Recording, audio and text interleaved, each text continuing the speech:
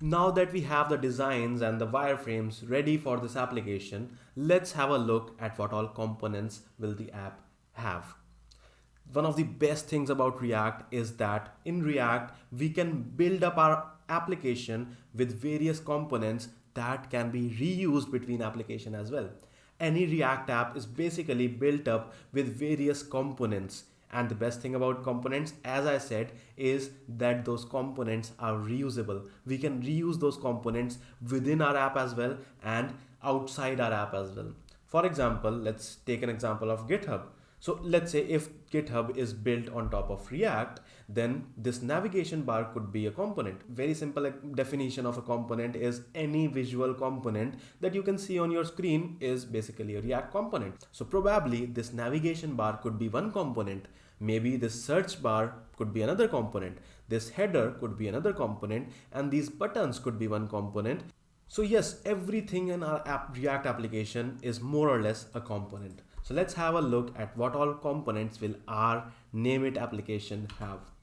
So this was the wireframe of our name it application. So first of all, I am going to have a container component which is going to contain our whole application, and inside the container, which I'm going to call app, once again you can call it with any name as you want, but it's a general convention that this outer container component is always called app.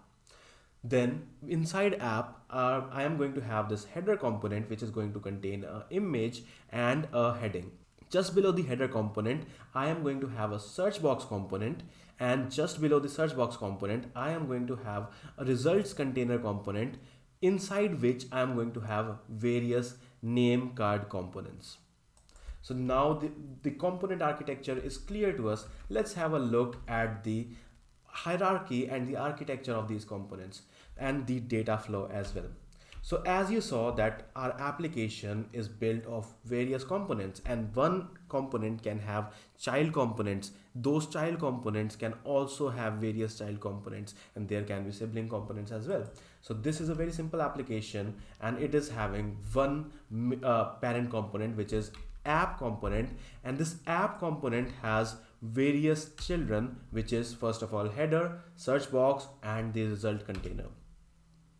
So having this component architecture diagram in mind, or in written, or somewhere in the as a flow diagram, actually helps us a lot to remember what will be the flow of data and what is going to be, how our application is going to be structured. So whenever I start creating a React application, I always create a sort of component architecture diagram just like this. So yes, the app component is going to have three children: firstly header, then search box component, and then the results container.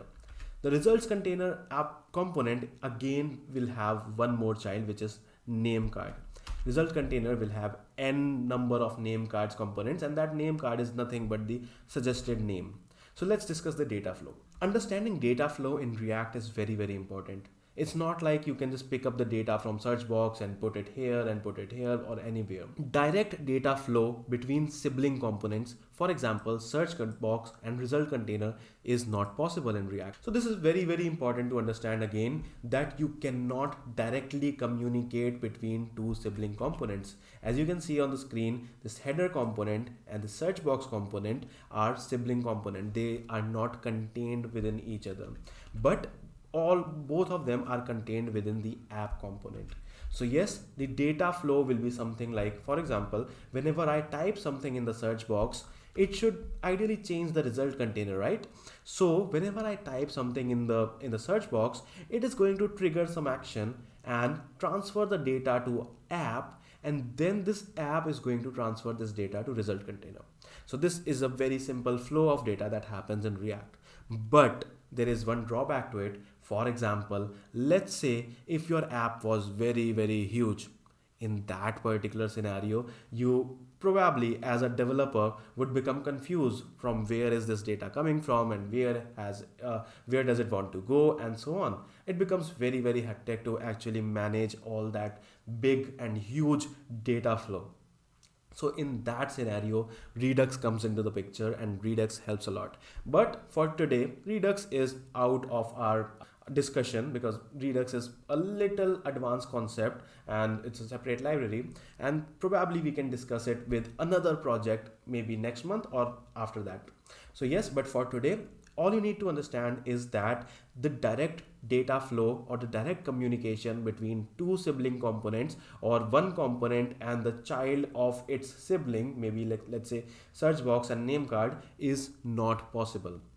Data can only flow from parent to child and from child to parent as well through callback mechanism, which we are going to also discuss in the code. But yes, always remember this: whenever we type in something in the search box, the data first goes to app, and from app it goes to the result container.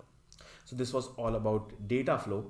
Before going on to the next video, let's also set up our application.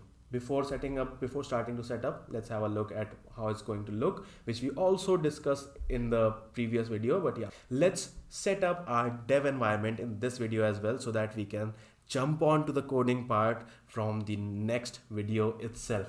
I'm super excited about it. All you need to do is, first of all, open your terminal and type in this npx create react app, name it. But before that, there is one prerequisite, that you should have Node.js and npm installed on your system. NPM is basically a package manager which comes along with Node. Just learning Node.js or having a knowledge about JavaScript is not essential for this particular video series. You can grab it along with this particular while building the project as well. It's very simple to understand. But yes, basic programming knowledge is actually essential, because this is not a programming course. This is a React tutorial video series, and here I'm going to discuss about making projects in React. So yes, to check whether you have Node.js and npm installed on your system, all you need to do is open command prompt and or maybe terminal and type in this simple command, which is node ---- version. The simple command, I did a mistake, sorry. So this simple command, node ---- version, gives you the version of Node.js installed on your system. If it gives you any error, that means you don't have Node installed on your computer. Let's check it for npm as well. The same command, npm ---- version. For this as well, it's going to give the version of Node installed on my system. If it gives you any error, or if it does not give you the version, that means you don't have Node and npm installed on your machine. So go to nodejs.org and install the LTS version of Node. So once you have that installed, all you need to do is open the terminal on your folder and then type in this very simple command, which is npx create react app, and then the name of your project, which I am going to call name it. See you in the next video.